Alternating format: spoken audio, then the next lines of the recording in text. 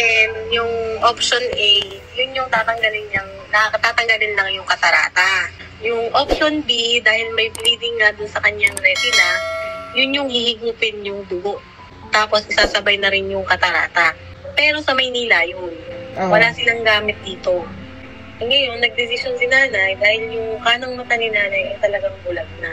So yung isasalba nito ay yung kaliwa. Ay, ano nang gagawin doon? Ay, sabi ni nanay, tanggalin lang daw yung cataract. Ngayon, doon malalaman, pag ni-remove yung cataract at hindi pa rin si nanay makakita, ibig sabihin, may tumatakip na doon sa kanyang retina, doon sa pinanggagalingan ng ilaw ng mata. Eh, bakit hindi na yung yung sabi yung higop? Ano yun? 150 to 200,000 isang mata. Wow. Yung ngayon, magkano? 60 to 70,000. Eh ano yung pag hindi nakuha, anong gagawin? Kaya natatanggalin ng katarata kasi parang pakiramdam naman ni nanay, ang nakatakip talaga sa mata niya, katarata talaga. Pag natanggal yung katarata, may vision pa din pero hindi ganun kalinaw. Ay, sige.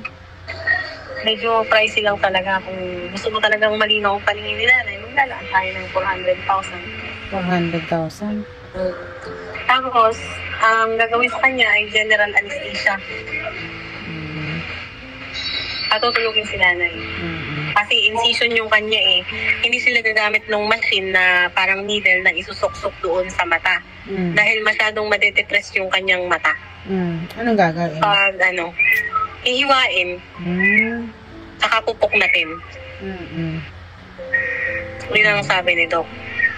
Sana maging okay si nanay. Psychological na daw kasi yung nararamdaman ni nanay. Ikaw man, mga baka sa dilim, pag hindi ka mahilo. Diba?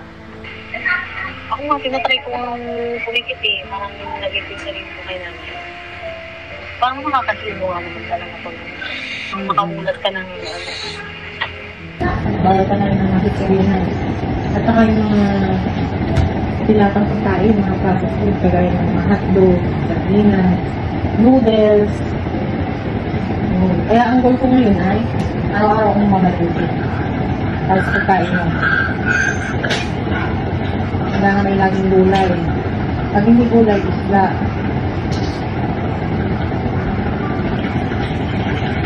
At ang kain mo ay dapat i-adjust na lahat yung kain. Kasi magwasan ito yung kukunin mo. Kaya nung pag-ibigin ko din ka, nahihirapan mo, sigilan mo. Kaya magwasan yung kukunin. Sabi ko nga kay nanay, pag uwi ni nanay, sinakailag yung TV. Alaw mga kalumping. Kailangan ko natin ngayon sa umaga. Oo, may patulog na muna ang yung lalo. Warm water. Warm water. Umaga na. Kapag ito po ay mataan. Alam ko, hindi marunong ko na nila itong buko. Ay? Itong buko. Hindi pa na. Okay nga kinakain na.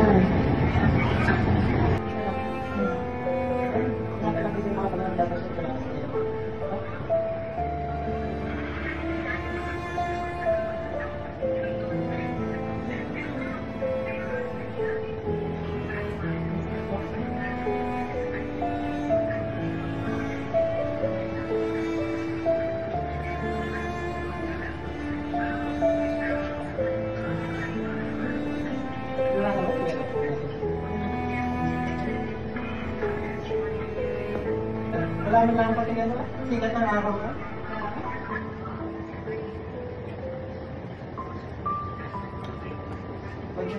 May bukong laman. May buko. Wala kang buko, ay ito na lang. Gusto mong buko? Inom ka buko? Ha? Yun, pwede ang kain tayo. Kasi nga, hanap naman nabi ay malamig. Kasi sa buko na buko. Di ba, Libe, dalawang baon yung sisi. Hindi tayo ng galon. Para warm ang ilalagay doon. Sa inyo daw yung isa, hindi yung isa. May isa kung itira. Yan, ganyan mo na. Yan. Para bumalang buko.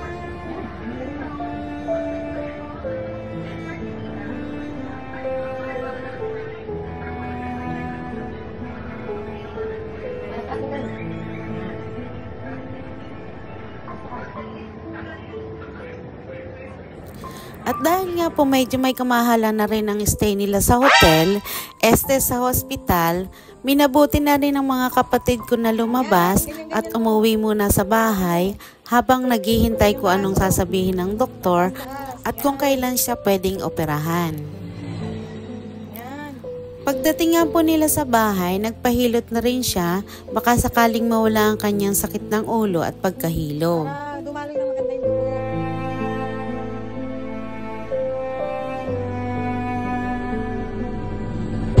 Hindi ka na nahihilo ng bongga? Hindi na masyado. Hindi na masyado? Nabawasan. Nabawasan? O, hindi mo kasi mamasayihin ulit. Nakakatayo-tayo ka na nga? Nakakaupo ka na? Susunod ka na, hindi makakaupo ka na kung sabay sa mag-isa. Yung hilo mo hindi nakagaya nung dati.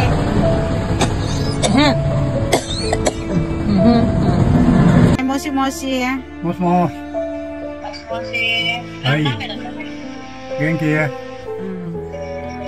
気です。なんだって。元気です。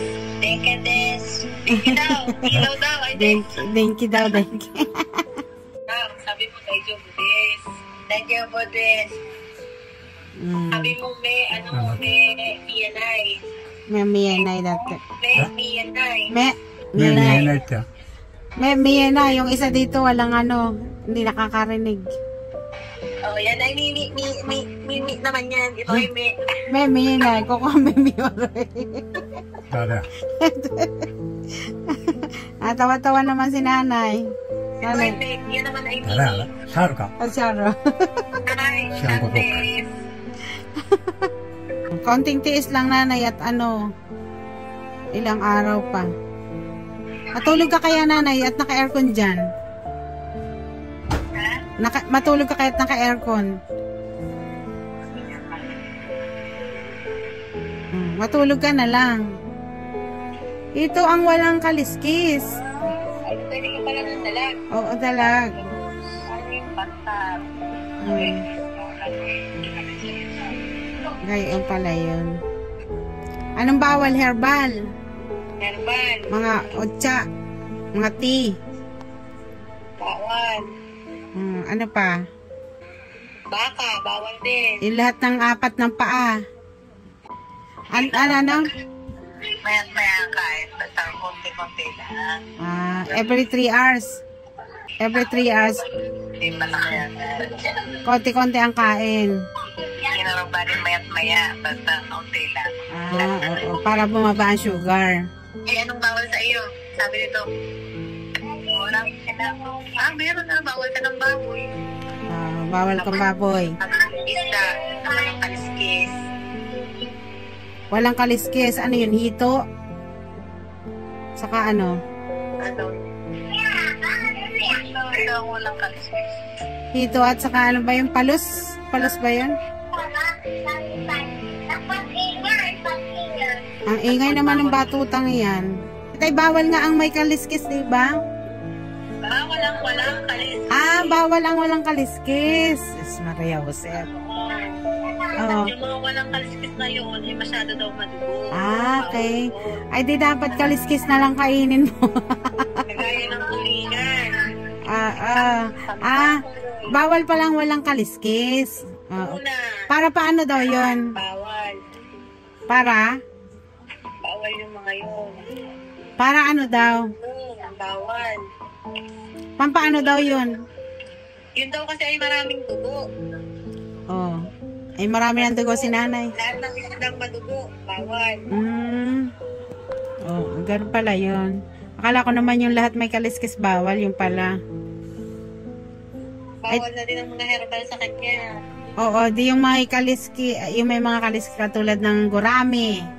Yan, bawal. Ay, pwede yun. Hito. Hito. Hito, bawal. Ay, hindi pala. Ano yun? Dalag. Yun, bawal din. Hindi, walang kaliskis. Ay, may kaliskis yun eh. Ate, yung may kaliskis, ang pwede sa kanya. Oo nga, may kaliskis nga yun. Dalag. Ay, ano ba? Dalag nga. Kaliskis ang dalag. Tara ako mamatay na. Hindi na aabot yun. Haabot yun.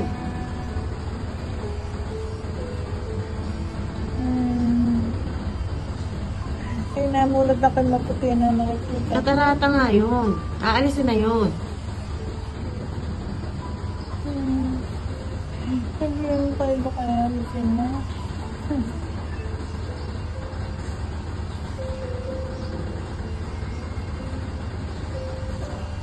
Pag isip ka ng ganyan at mataas ang bibig mo, hindi ka lalong operahan.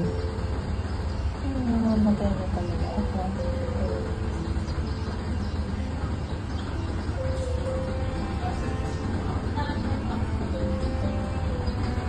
Oras lang ang inaantay natin. Kaunting oras lang na. Kaunting hintay pa. Kaunting tiis pa. Kaunting tiis pa. Kaunti na lang oh. Hindi na tayo. Okay na yung mga papeles mo.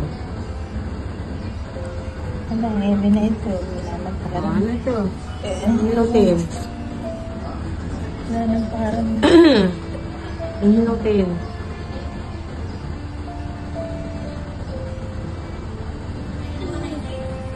Kaunting hintay na lang. Lapit na yun. Inasikaso natin ng 2 araw para matapos ka agad. Kaya nga hindi tayo umuwi. Para matapos na natin yung mga requirements. Kaunting hintay na lang yan. Ito, pag na-approve bukas sa isang araw na yun, Friday. Antay na lang natin yung approval Araw-araw natin. ay ano, patindi ang sakit. Ay, iniisip mo huwag mo nga isipin. Kahit hindi isipin mo. I-relax mo lang yung sarili mo at paghandaan mo yung operasyon. Yun ang paghandaan mo na. Huwag ka masyadong mag-isip ng kung ano-ano.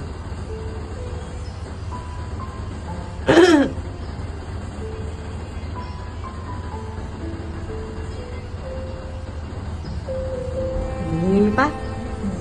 Ha? Kukunin ko lang yung Vicks. Please subscribe to my YouTube channel, like, share, and hit the notification bell. Follow for more.